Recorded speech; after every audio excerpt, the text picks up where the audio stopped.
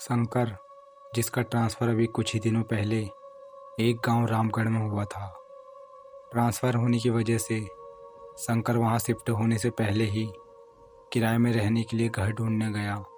काफ़ी घूमने के बाद उसे एक अच्छा सा घर मिल गया जो काफ़ी बड़ा और सस्ता भी मिल रहा था, क्योंकि उस घर के मालिक शहर में रहते थे, तो उन्हें पूरा घर ही किराए में मिल गया था। घर मिलने के बाद शंकर अपनी फैमिली, जिसमें उसकी वाइफ और उसके 2 बच्चे थे, जिसमें एक बड़ा बच्चा 5 साल का तो दूसरा बच्चा अभी बस 1 साल का ही था।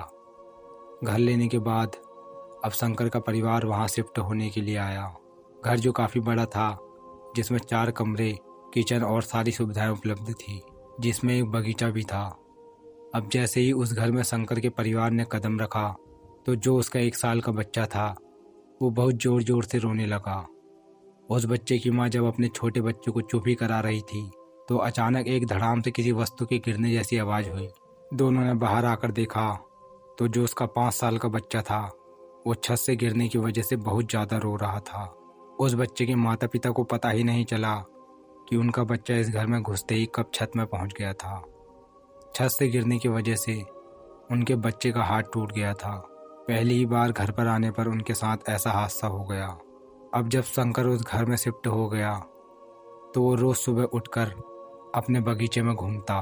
उसके बगीचे में एक पीपल का पेड़ भी था, जिसके सामने रोज़ सुबह शंकर को एक पक्षी मरा हुआ मिलता। ये देख शंकर को वहाँ बहुत अजीब सा महसूस होता। शंकर जो सुबह उठकर अपने काम पर निकल जाता और घर में उसकी पत्नी, उसका परिवार ही रहता है।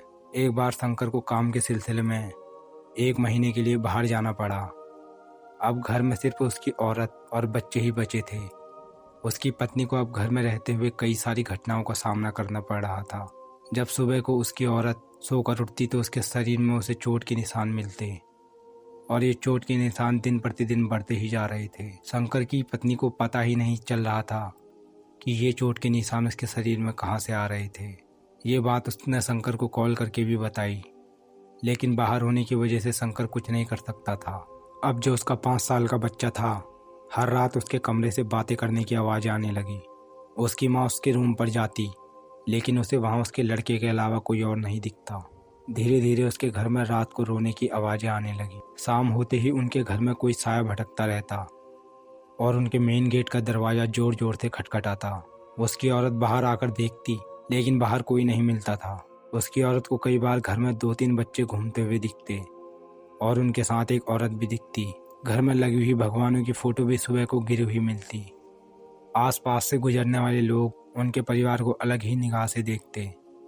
हद तो तब हो गई जब एक रात वो औरत काम ही कर रही थी, तभी अचानक उसके पीछे से किसी ने उसके बाल इतनी तेज़ी से खींचे कि वो नीचे गिर गई और पीछे देखने पर भी पीछे कोई नहीं था। बस वहाँ से हंसने की आवाज़ें आ रही थी। अब ये सब उस औरत ने शंकर को बताया कि उसके साथ उस घर में ये सब क्या हो रहा है। उसने तुरंत शंकर को घर आने के लिए कहा। जल्दीबाजी में ही शंकर को घर आना पड़ा। घर पर आते ही शंकर ने वहीं के किसी जानकार को बुलाया। जानकार के मुताबिक उनका घर श्रापित था। उस घर में एक नहीं बल्कि कई सारी आत्माएं रहती थी, क्योंकि उस जगह पर पहले एक परिवार रहता था, जिसकी भूकंप आने से घर की छत गिरने की वजह से पूरा परिवार दबकर वहीं मर गया था।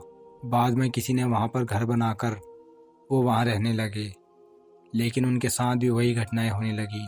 वो तभी यहाँ से चले गए थे। गांव वाले तो ये सब जानते थे, इसलिए वहाँ कोई नहीं रहता था, लेकिन सस्ते के चक्कर में शंकर ने बिना किसी से पूछे ही वो घर ले लिया था। शंकर को ये बात पता चलते ही उसने जानकार से इसका उपाय पूछा, लेकिन बहुत सारी कोशिश के बाद भी उन आत्माओं ने शंकर के परिवार का पीछा नहीं छोड़ा। वो आत्माएं उन्हें वहाँ नहीं रहने देना चाहती थी। आखिर में उसे वो घर छोड़कर वहाँ से जाना ही पड़ा। दोस्तों, ऐसे ही हॉन्टेड किस्से कहानी सुनने के लिए हमारे YouTube चैनल को लाइक एंड सब्सक्राइब जरूर करें।